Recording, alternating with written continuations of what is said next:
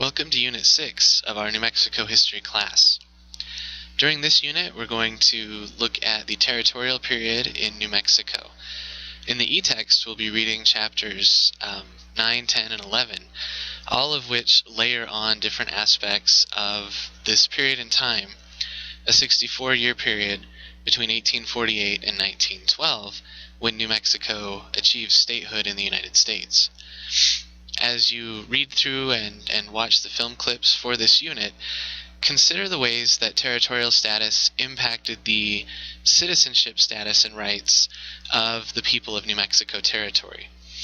What did it mean for Nuevo Mexicanos, Pueblo peoples, African American migrants, as well as Anglo-American migrants to belong to a territory in the United States rather than a state? Also think about the ways that the impulses of modernization and Americanization, two very complex and slippery terms, but how did those impulses shape New Mexico during the territorial period? How did they alter the the territory's economy, political goals, as well as political systems, as well as the social systems of the territory? We're going to be looking at ways in which New Mexico gained a Wild West reputation, especially in the person of Billy the Kid. Also, we will consider resistance in the form of Las Guerras Blancas, but as well as resistance in the form of different organizations that organized to protect land rights that had been guaranteed to them through the Treaty of Guadalupe Hidalgo. This is amongst Nuevo Mexicanos.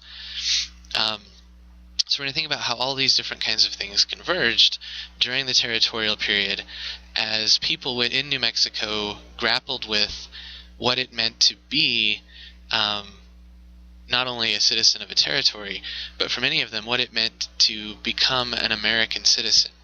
So what did it mean to be American during this period in New Mexico's history?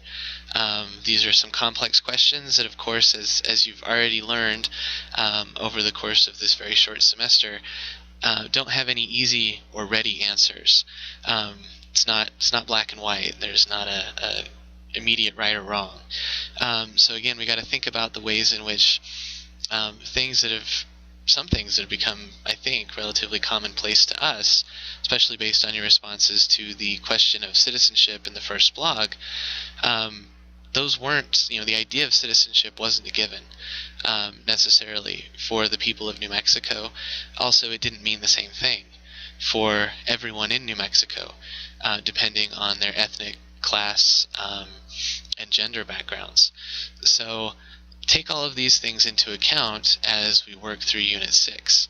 I hope you enjoy this unit.